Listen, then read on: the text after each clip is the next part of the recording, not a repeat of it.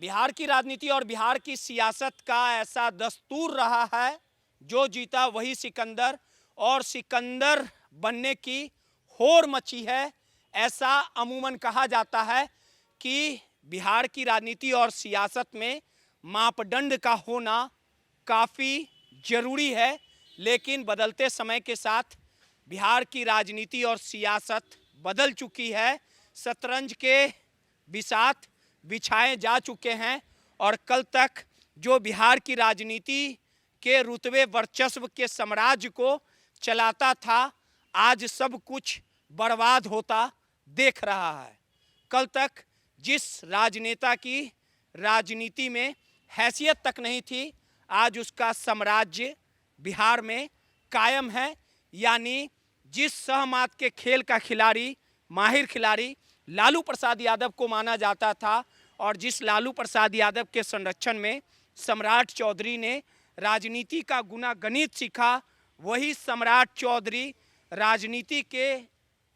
राजनीतिक ऐसा परिपक्व सीख चुके हैं, जो लालू प्रसाद यादव से लेके तेजस्वी यादव को 2025 के चुनाव में अपनी कहीं ना कहीं ताकत दिखाई। भले ही नीतीश के पीछे पीछे चलकर सम्राट चौधरी ने डिप्टी सीएम तक का सफ़र तय किया, लेकिन जब बात सत्ता परिवर्तन की आई, जब बात चेहरे पे आई, और जब बात नीतीश कुमार के सबसे धूर विरोधी सम्राट चौधरी की थी, तो सम्राट चौधरी ने नीतीश कुमार के साथ भले ही दुश्मनी काफ़ी ईमानदारी पूर्वक निभाया, आक्रामक रहे, लेकिन जब दोनों का साथ हुआ तो नीतीश कुमार की पहली पसंद भी सम्राट चौधरी ही हुए, और नीतीश कुमार ने सीएम की कुर्सी के लिए सम्राट चौधरी को चुनने का काम किया।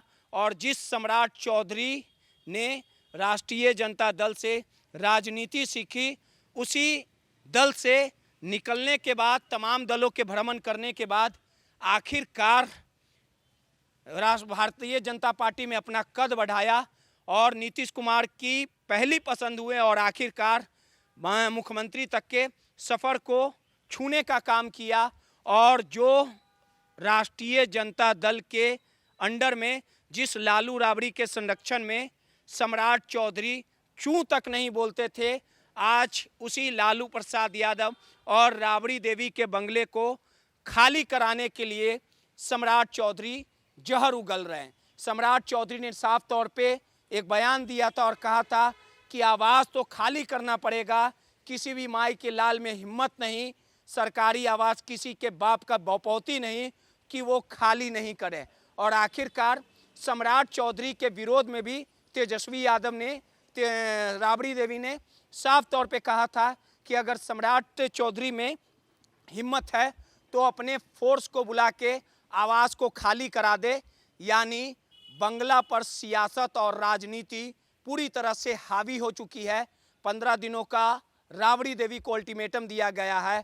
वहीं भारतीय जनता पार्टी ने ये आवास एक दलित मंत्री, यानी दलित मंत्री के नाम से अलाउड किया है। दलित कार्ड भारतीय जनता पार्टी ने खेला है। वहीं राजनीति की जो मंशा है, वो राबड़ी देवी और लालू प्रसाद यादव की यही रही है कि किस प्रकार से हमें बंगले से निकाला जा रहा है। यानी 15 दिनों के बाद अगर राबड़ी देवी उस आवास से नहीं निकलती हैं और सरकारी कार्रवाई होती है, तो बिहार की जनता के बीच में यह एक मैसेज जाएगा कि किस प्रकार से लालू प्रसाद यादव जो उम्र के इस पड़ाव में हैं, उनके साथ कैसा वर्तमान सरकार ने सौतेला व्यवहार किया, किस प्रकार से भारतीय जनता पार्टी ने सरकार का डंडा चलाया।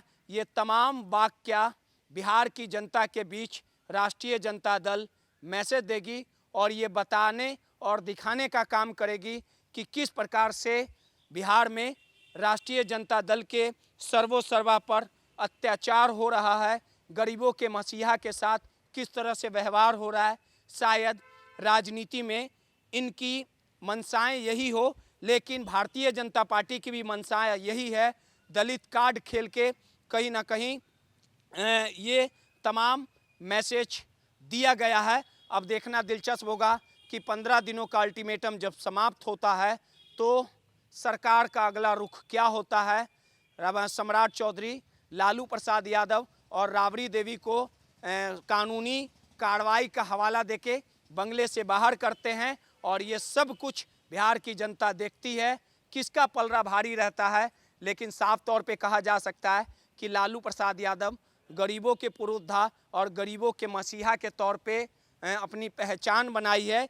यानी बंगला का विवाद आने वाले समय में बिहार की राजनीति और बिहार की सियासत में और भी हावी होगा और लालू प्रसाद यादव और राबड़ी देवी के बंगले के विवाद में राष्ट्रीय जनता दल का एक एक नेता और कार्यकर्ता दो दो हाथ भारतीय जनता पार्टी और राज्य सरकार से करने के लिए पूरी तरह से तैयार है।